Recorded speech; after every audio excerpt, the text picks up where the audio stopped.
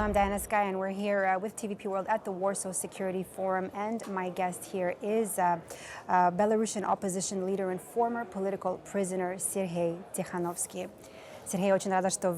Siarhei, I'm very glad you're here with us today. The last time you were in our TVP World studio was literally a few days after you were released. I want to know, how has your life changed now that you're free?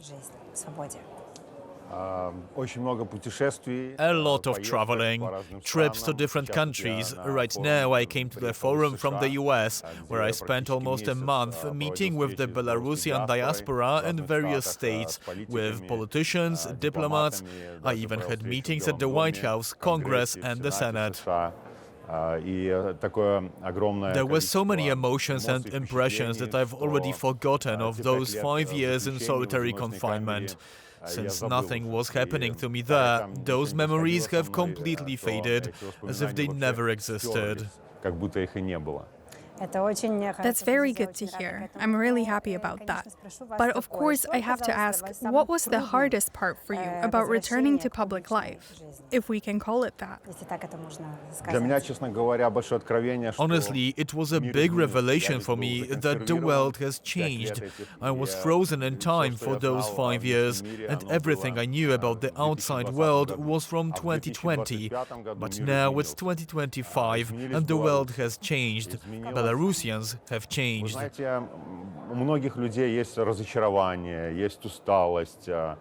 You know, many people are disillusioned. They're tired of what happened. People want to go home. They thought everything would be resolved quickly, but 5 years have passed. And many people are still in exile abroad with no clear path to return home. That's why they feel this disappointment and fatigue.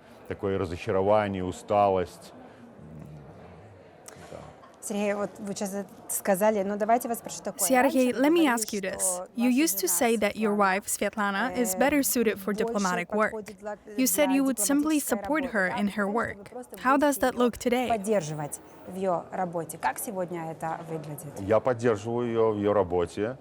I support her in her work, but I also see that I can be useful too, by meeting people, talking to them and solving specific tasks. For example, Svetlana holds many meetings in Europe, but she rarely visits the US, and Belarusians in the US also want to see more of our politicians there. They want someone to represent their interests. So I see that I can be more helpful on that front, complementing her work in that area.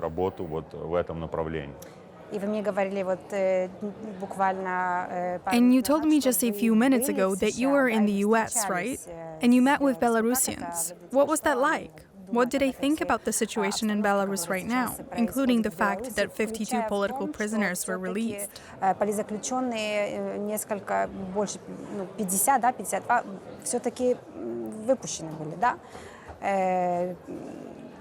And of course, the US said that sanctions would be lifted, mainly for the airline Belavia. What's your view on that?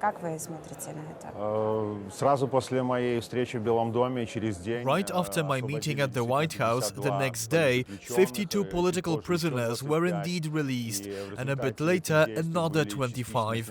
As the result of these actions, some sanctions were partially lifted, primarily on Belavia. I welcome the actions of the US government in securing the release of political prisoners. A major deal is now being prepared for the release of 1,300 political prisoners. This is very important because people have been in prison for many years under the harshest conditions. Recently, another Belarusian political prisoner died, so I can only welcome these actions, and I'm doing everything I can to make this deal happen as soon as possible and to ensure nothing jeopardizes it.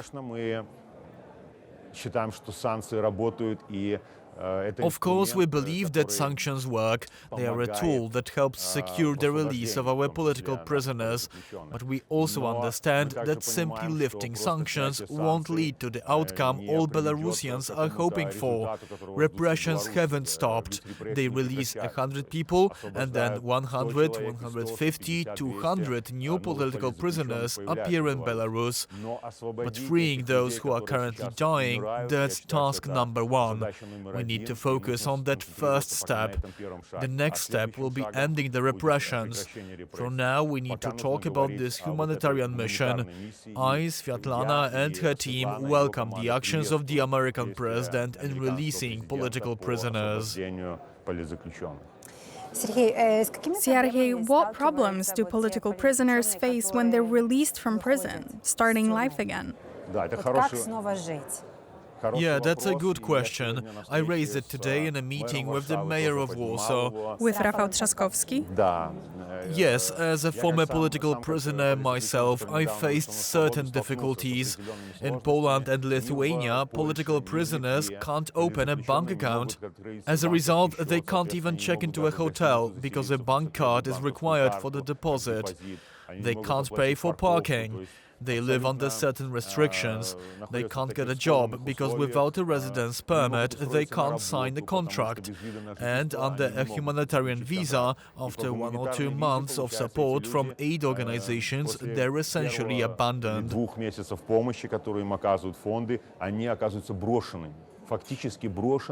They have no bank account, no way to work, no income.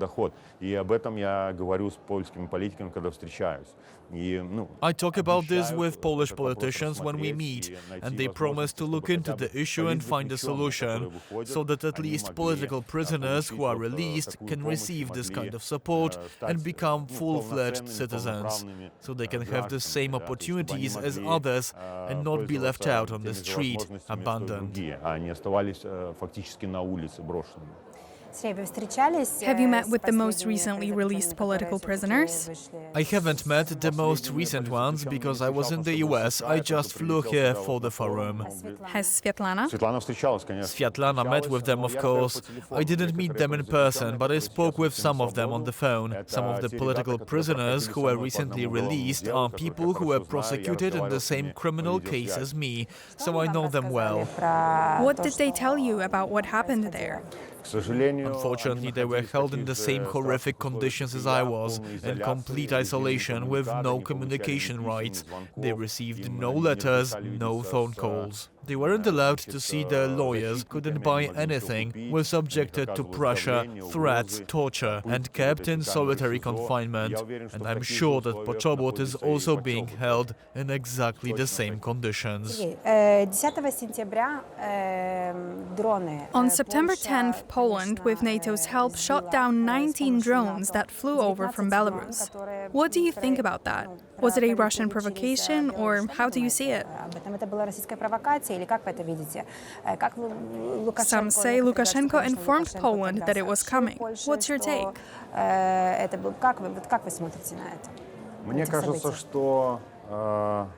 think Putin is trying to influence Poland in this way. And it's good that this happened, because now the Poles can really, maybe through this example, see the real threat from Russia. It's not just talk. Today it's drones flying into Poland, tomorrow it could be planes flying into Estonia. And then into Romania too, right? Yes. Into Romania and NATO. Do you think NATO reacted quickly enough?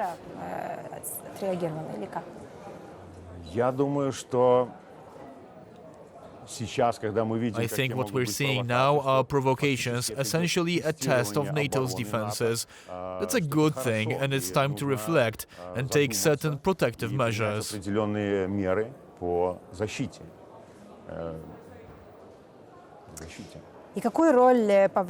What role do you think the European Union and the US should play in supporting democracy in Belarus?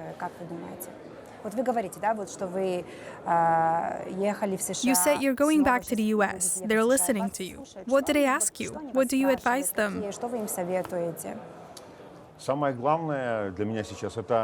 The most important thing for me right now is to focus on the release of 1,300 political prisoners.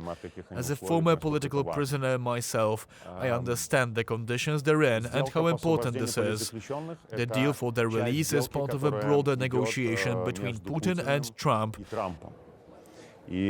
And since there's been a cooling in that relationship, Donald Trump has shifted more toward the humanitarian track. But if interest in this deal disappears, and right now he's interested in the release of those 1,300 political prisoners, then the whole process could stop. My efforts are focused on keeping that interest alive.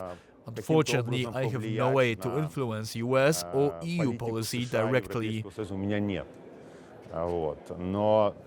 But I believe I can help facilitate the release of our political prisoners, and I'm doing everything I can to make this happen. Siarhei, what do you feel when you're in the US, meeting Belarusians who know your story and support you, and support Svetlana? What do you feel?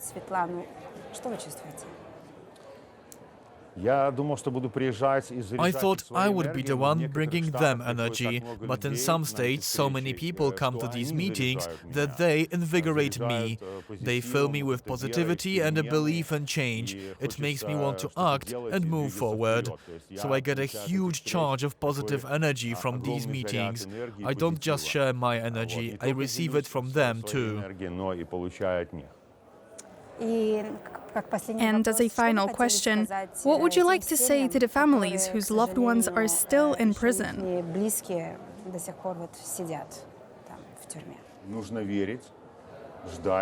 You must believe. Wait. We're doing everything we can to bring our men and our women, there are many women too, home as soon as possible. Don't lose faith or hope. Everything will be okay. Thank you very much, Siarhei Tsikhanouski, for being with us. Warsaw Security Forum, TVP World.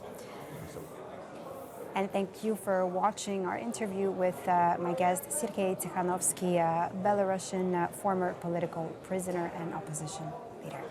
I'm Skaya. Thanks for watching.